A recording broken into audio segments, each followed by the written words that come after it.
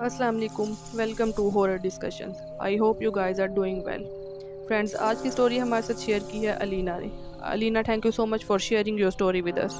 Friends, अगर आप भी अपनी कोई स्टोरी हमारे साथ शेयर करना चाहते हैं तो आप इस ईमेल पर अपनी स्टोरी सेंड कर सकते हैं।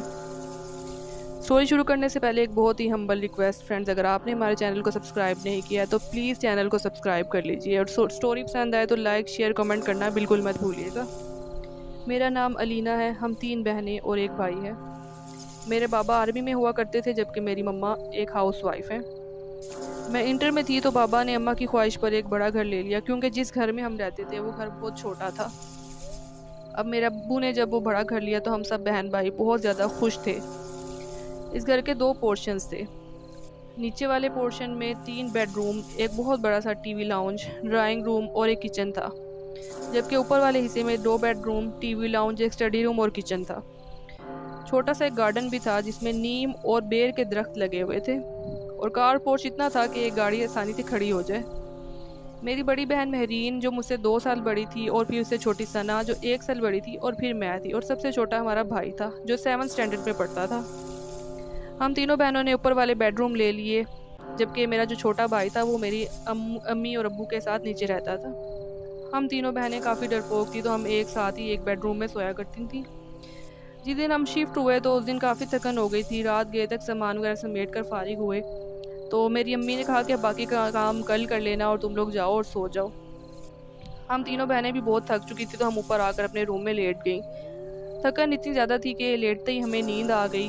तो अभी हमें सोए हुए कुछ ज़्यादा टाइम नहीं हुआ था कि मुझे अचानक से लगा कि कोई दरवाज़ा खटखटा रहा है।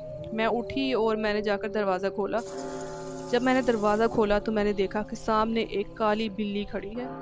मैं उस बिल्ली को देखकर बहुत ज़्यादा डर गई और मैं ज़ोर से चिल्लाई। मेरी चीख सुनकर मेरी दोनों बहनें उठ गई और पूछने लगी कि क्या हुआ, तुम क्यों चिल्ला रही हो। तो मैंने उनको बताया कि यहाँ पर एक काली बिल्ली है। तो मेरी दोनों बहनें मेरा मजाक उड़ाने लगी कि तुम एक बिल्ली से डर गई। मैं शर्मिंदा होकर वापस अपने बेड पे आके लेट गई।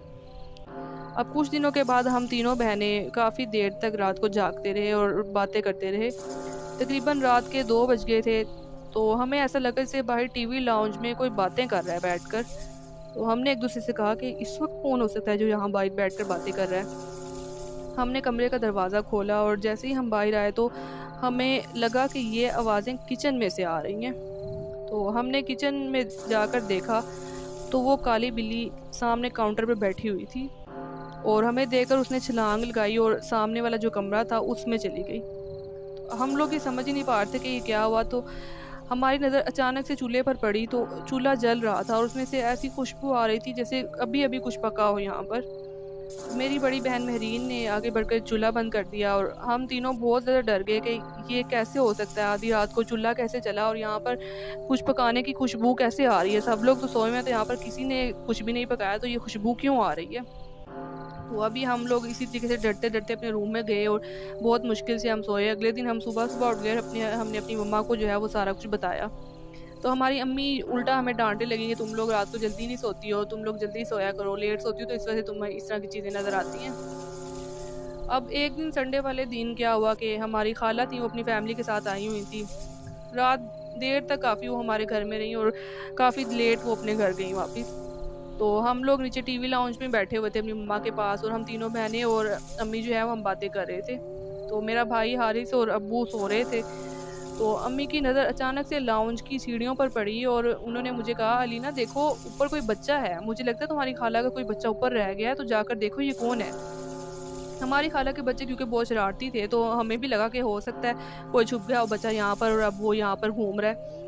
जब मैं ऊपर गई तो मुझे भी जाते जाते एक छोटे बच्चे का साया नज़र आया, जैसे कोई ऊपर जा रहा है। मैंने उसको फॉलो किया, मैं उसके पीछे पीछे गई।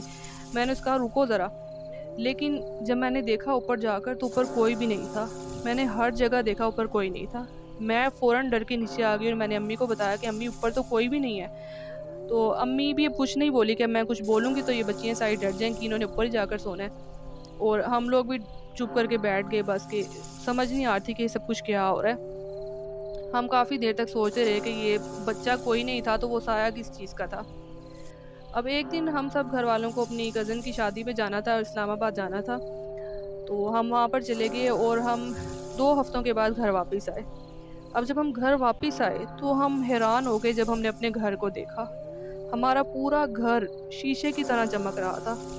इतना साफ सुथरा हुआ था, हमें ऐसा लग रहा था जैसे इस घर की हर रोज़ सफाई होती है। और ये देखकर हम बहुत ज़्यादा हैरान हो गए थे कि हमारा घर इतना साफ कैसे है कि 2 हफ्ते के बाद हम आए हैं तो इतने अरसे में तो घर गंदा हो जाता है, मिट्टी वगैरह हो जाती है, लेकिन ये घर इतना साफ है अभी भी। तो मैं मुंह धोने के लिए चली गई वॉशरूम में। जब मैं वॉशरूम में गई तो मैंने देखा कि वॉशरूम का फर्श पूरा गीला है, ऐसे लग रहा है जैसे अभी अभी किसी ने इस्तेमाल किया हो।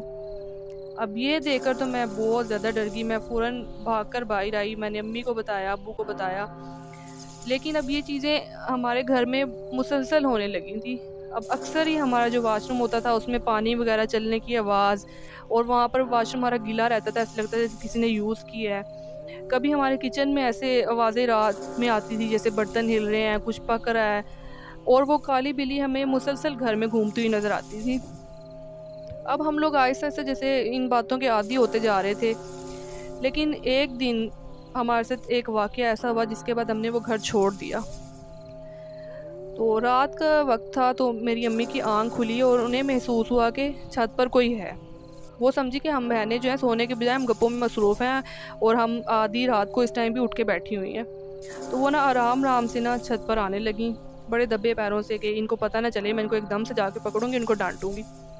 तो वो जब ऊपर आईं तो उन्होंने देखा कि एक सर्कल में ना कोई 10-12 अजीब शक्लों वाले लोग हैं, ख़तरनाक से।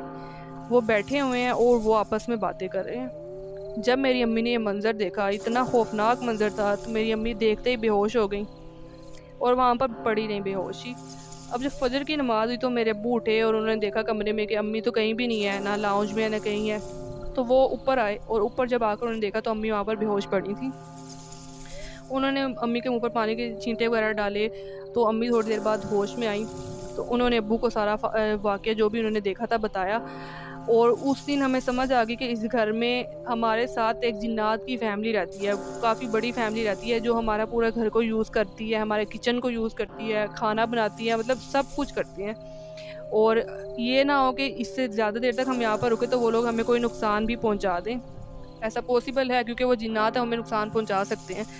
तो मेरे अब्बू भी इस बात से बहुत ज़्यादा डर गए थे, हम सब बहुत ज़्यादा डर गए थे। तो फिर हम लोगों ने फ़ैसला किया कि अब हम इस घर में नहीं रहेंगे और वो हमने घर छोड़ दिया। हम 6 माह तक उस घर में रहे थे और 6 माह तक हमें वो जो बिल्ली भी नज़र आती रहती, वो भी असल में एक जिन था जो हमें हर वक़्त नज़र आता था हमारे आस-पास, और उस घर में जिन्नों की पूरी एक फ़ैमिली रहती थी।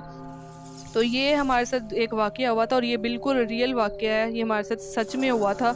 और इस वाक़ये को मैं आज भी याद करती हूँ तो मेरी रूह काँप जाती है कि हम लोग 6 माह तक जिन्नात की पूरी फ़ैमिली के साथ उस घर में रह रहे थे।